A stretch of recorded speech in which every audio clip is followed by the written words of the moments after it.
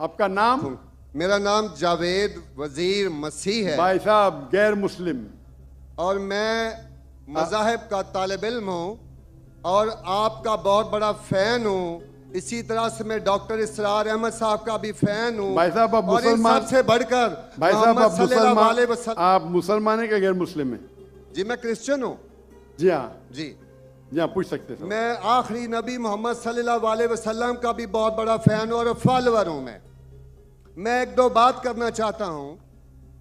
अगर हम सूरत मायदा में पढ़ते हैं तो उसमें जिक्र हुआ है कि जो नसारा है, जो मसीह हैं, ये ईमान में आपके बहुत करीब हैं। फिर उसके बाद मैं जिक्र करना चाहता हूँ, जब आप पे बुरा वक्त आया, तौबा माजरत के साथ मैं लफ्ज़ लेता हूँ, तो आपको एक मसीह बादशाह ने पनाह दी। उसके बाद मैं ये देखता हूँ कि हजूर सल्लल्लाहु अलैहि वसल्लम जब अपनी ज़ात में थे तो एक बेवा खातून थी जो आप रास्ते में से गुजरते थे तो आप पे वो कचरा फेंकती थी, लेकिन आप नीचे से देखते हुए मुस्कुरा के चले जाते थे। उसका क्या हुआ कि 2-3 दिन के बाद ये वाकया ख़त्म हो गया। उसके बाद आपने देखा कि ये क्यों नहीं हो रहा। जब आपने देखा कि वो बिस्तरे बीमारी पे पड़ी हुई है और आपने जाकर उनकी तीमारदारी शुरू कर दी और आपने उनको खाना दिया। उसके सवाल आ रहा हूँ ना भाई, इंटरप्ट क्यों कर रहे हो? मैं ये बात करना चाह रहा हूँ कि मोहम्मद सल्लल्लाहु अलैहि वसल्लम जो हैं वो रहमतुल आलमीन हैं। वो जब बेवा ने देखा कि जिन्होंने मुझे भड़काया था वो तो कोई अब उनका पुरसाने हाल नहीं है, लेकिन हजूर सल्लल्लाहु अलैहि वसल्लम नबी कौनो मकान आखिरी नबी जो इस सरवर कायनात रहमतुल आलमीन हैं, वो उनकी तीमारदारी करते हैं। वो आपके इस अमल को देखकर बशर्फ इस्लाम हो गई। आज मैं अपने मुल्क में देखता हूँ कि मुझे मसीह होते हुए यहाँ नफरत की निगाह से देखा जाता है, जबकि उनको रहमतुल आलमीन कहा गया है। अगर हम अपने मसीहों के साथ वो रवैया नहीं रखेंगे जो हजूर सल्लल्लाहु अलैहि वसल्लम ने रखा है तो वो कैसे रहमतुल आलमीन हैं?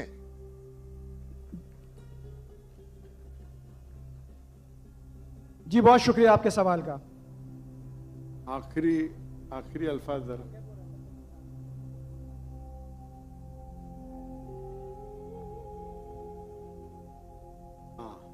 भाई साहब का अच्छा सवाल है। उनका नाम जावेद मसीह है और उन्हें मिसाल दी मोहम्मद सल्लल्लाहु अलैहि वसल्लम जब साहबा ने हिजरत की तो अबिसीनिया के बादशाह ने उन्हें पनाह दी और जिक्र किया एक औरत जो कचरा फेंकती थी, और वो कह रहे कि आज इस मुल्क में मुसलमान उनको नफ़रत की नज़र से देखते, अपने अल्फाज इस्तेमाल की नफ़रत की निगाह से देखते हैं। तो क्यों, जब अल्लाह के रसूल रहमतुल आलमीन हैं तो मुसलमान नफ़रत की निगाह से क्यों देखते हैं? कुरान में अल्लाह सुब्हानहू व तआला फरमाते हैं सूरह माइदा में सूरह नंबर 5 आयत नंबर 82 में कि मुसलमान के सबसे करीब वो लोग हैं जो कहते हैं कि वो क्रिश्चियन हैं। ये कुरान की आयत है कि मुस्लिम से सबसे करीब वो लोग हैं जो लोग कहते हैं मैं नसारा हूं, आई एम अ क्रिश्चियन। ये कुरान की आयत है। और कुरान में 1/3 हिस्सा 1/3 ऑफ द कुरान, तो 1/3 of the Quran is address to, मुखातिब है या अहल किताब, या अहल किताब कहो अहले किताब से, यहूद और नसारा से। तो 1/3 हिस्सा कुरान मजीद का तकरीबन अहले किताब से मुखातिब है। और आपका सवाल कि अल्लाह के रसूल रहमतुल आलमीन ने, बेशक है, कुरान की आयत है सूरह अंबिया सूरह नंबर 21 आयत नंबर 107, वमा अरसलनाका इल्ला रहमतुल आलमीन, कि मोहम्मद सल्लल्लाहु अलैहि वसल्लम अल्लाह ने उन्हें रहमतुल आलमीन, रहमत बना के भेजा है सारे आलम के लिए, सारे इंसानियत के लिए। वो बेशक है, उस पर कई किताब लिखी गई। अगर आपको मुसलमान नफरत से देखते हैं, उसकी वजह जानना जरूरी है। मुसलमान तो दूसरे मुसलमान को नफरत से भी देखते,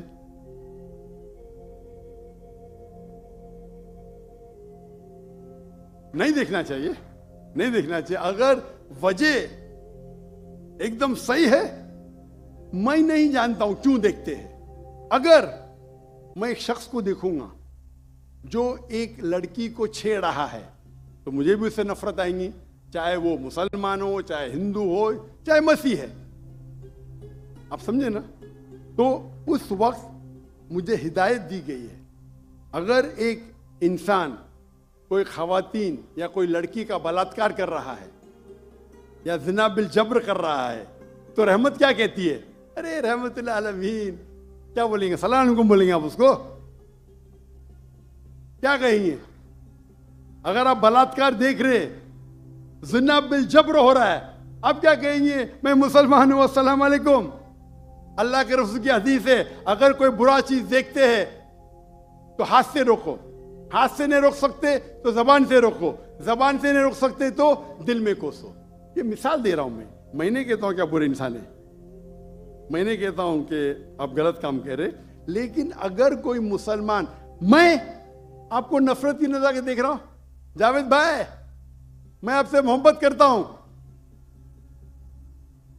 जावेद भाई मैं आपसे मोहब्बत करता हूं, on the microphone please, on the microphone, I love you too. खलास। तो आप ये जनरल स्टेटमेंट देना कि मुसलमान मुझसे नफरत करते हैं, मेरे लिए गाली हो गई ना? नो सर, माजरत, मेरे अकेले साथ नहीं, मेरे तो बहुत अच्छे अच्छे दोस्त हैं, बल्कि बहुत से उलमा मेरे दोस्त हैं। माशाअल्लाह। इज्तमाई तौर पे कोई एक आदमी गलती करता है तो हमारे चर्चेस के ऊपर चढ़ाई हो जाती है, हमारे सामने हमारे ईमान की धज्जियां उड़ाई जारी होती हैं और हम खामोशी से एक गिद्दड़ की तरह खड़े होकर देख रहे होते हैं, क्योंकि हमें यह नहीं सिखाया गया है। मैं इज्तमाई बात कर रहा हूं। अभी पिछले दिनों ये पूरा जो है पूरा है। भाई साहब ये सवाल जवाब का सेशन है, तकरीर का सेशन नहीं है। तकरीर के सेशन के लिए आप एक हॉल हायर कर सकते हैं। आपका सवाल आपने पूछे, मैं जवाब दिया। अगर कोई शख्स बिना वजह आपसे नफरत करता है तो गलत है। और कुरान की तो आयत है, जितने भी गैर मुसलमान है सबसे करीब है जो नसारा है। अगर आप कुछ गलत काम किए और कोई नफरत करता है, वो भी कुरान की आयत है। कुरान की आयत है सूरा नंबर 41 आयत नंबर 34 सूरह फुसिलत चैप्टर 41 वर्स 34। अगर कोई आपके साथ बुरा बर्ताव करता है उसका बदला अच्छाई से दो। जावेद भाई मैं आपसे बात कर रहा हूं। अगर कोई आपसे बुरा बर्ताव करता है तो कुरान फरमाते, अल्लाह ताला फरमाते, उनसे अच्छा बर्ताव करो। आपको क्या पता कि आपका दुश्मन आपका दोस्त बन जाएगा। जो कुरान की आयत है सूरह फुसिलत सूरा नंबर 41 आयत नंबर 64। तो अगर कोई मुसलमान कुरान पे अमल नहीं करता है तो वो नॉन प्रैक्टिसिंग मुस्लिम होगा। मतलब हर मुसलमान तो मैं नहीं कह सकता अच्छा है। और अगर कोई एक शख्स कोई गलती करता है, आप जैसा कहे कि पूरे कौम पे चढ़ाव करना बिल्कुल गलत है, ये इस्लाम में भी नहीं है। अगर कोई एक शख्स गलती करता है और वो सजा का हकदार है, उसको सजा मिलना चाहिए। उसका मतलब नहीं पूरी कौम। इनफैक्ट अगर आप हिस्ट्री पढ़ेंगे, आप तारीख पढ़ेंगे, आप तारीख में पढ़ो, चाहे वो 6वीं सदी की हो, 7वीं सदी की हो, 8वीं सदी की हो, आप देखेंगे सबसे महफूज अगर कोई जनरल दीन को फॉलो करने, वो इस्लाम के रूल में, इस्लाम अगर रूल कर रहा है उस शहर को, तो जितने गैर मुस्लिम थे वो अपने आप को महफूज समझते थे। क्यों? इस्लाम में है कि आपको इस्लाम कबूल करने का करो, नहीं करने का नो प्रॉब्लम, एक जजिया दो। ये जजिया कुछ बड़ी अमाउंट नहीं, आपकी इनकम टैक्स से बहुत कम है।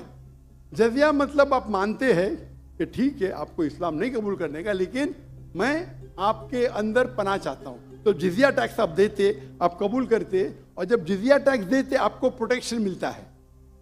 इस्लाम में कहते हैं दिम्मी। और आप अगर इस्लामिक शरिया रूल के अंदर गैर मुस्लिम हैं तो मुसलमान मुल्क का फर्ज है कि आपको महफूज रखे, आपको कोई छू नहीं सकता है। और अगर जंग होता है तो आपको लड़ने की भी जरूरत नहीं, बाकी सब मुसलमान को लड़ने पड़ेगा। और जिजिया बहुत कम है, इनकम टैक्स का तो स्मॉल परसेंटेज है। इसीलिए अगर आप हिस्ट्री पढ़ेंगे, जब सलाउद्दीन अय्यूबी ने कॉन्स्टेंटिनोपल पे हमला किया, उस वक्त जो क्रिश्चियंस थे, ईसाई मजहब में कई फिरके थे, ऑर्थोडॉक्स, प्रोटेस्टेंट्स, कैथलिक्स, खुद ईसाई लोग अपने बाकी ईसाई भाइयों से उनका कत्ल करते थे।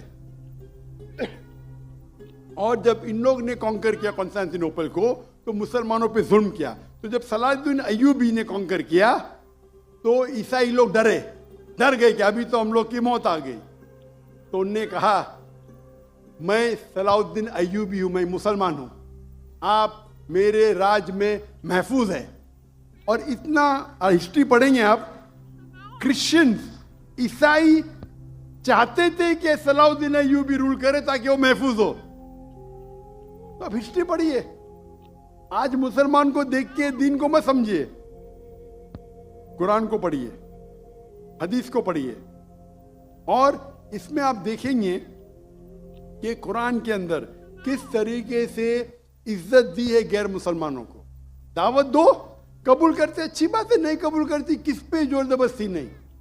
अगर कोई इस्लामिक मुल्क में कोई भी चर्च है या टेंपल है, उसे डिस्ट्रॉय करने की इजाजत नहीं, अनलेस वो कोई फितना कर रहा है।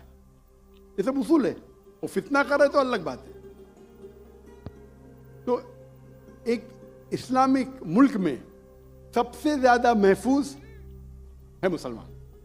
और मैं मिसाल देता हूं, मेरी जाम में से आ रहा हूं, मलेशिया में हिंदू 6% है, 6.3%, 6.3% है। आप कंपेयर करेंगे बिटवीन इंडिया, जिस तरीके से इंडिया माइनॉरिटी मुसलमानों को ट्रीट करता है, हम 14.3% है according to the Indian government, वहां मलेशिया में 6.2%। लेकिन जिस तरीके से मलेशिया हिंदू लोग को ट्रीट करता है, इतने अच्छे तरीके से, इतने उनको राइट्स दिए, ये एक मिसाल है। मैं पाकिस्तान के बारे में कह नहीं सकता हूं क्योंकि रहता नहीं हूं। मैं नहीं कहता हूं पाकिस्तान अच्छा सुलूक करता है, नहीं अच्छा सुलूक करता हूं, मुझे हक नहीं बोलने का क्योंकि मैं जानता नहीं हूं। लेकिन मलेशिया में जहां रहता हूं मैं जानता हूं, इतने राइट्स है उनके पास, इतने हुकूक दिए गए। तो इस्लाम के अंदर गैर मुसलमान महफूज है। सिर्फ फितना नहीं करना चाहिए, कि कुरान कहते हैं फितना इज वर्स देन मौत, कत्ल से और खराब है। तो अगर आप फॉलो करते जो उस इस्लामिक मुल्क का कानून है, तो गैर मुस्लिम, सिर्फ गैर मुस्लिम होने की वजह से उन्हें कोई भी अटैक नहीं कर सकता है, और करता है तो गलत है। Hope that answers the question. Doctor साहब माशाल्लाह, आपकी गुफ्तगू के दौरान जो पिन ड्रॉप साइलेंस होता है, तो जिस तरह से डॉक्टर जाकिर नायक साहब ने इस ईसाई का सवाल का जवाब दिया है, तो बहुत खूबसूरत जवाब दी है। तो इसी तरह से कम ऐसे हमारे पास आलम हैं जो इतने खूबसूरत जवाब देते हैं, और ईसाई हो, जो भी मज़हब हो, उस मज़हब को जो है अच्छी तरह से समझाते हैं कि उसको इस्लाम समझ आए कि इस्लाम क्या होता है। तो मिलते हैं नेक्स्ट वीडियो में। इसी तरह की वीडियोस देखने के लिए चैनल को सब्सक्राइब करें। अल्लाह निगहबान।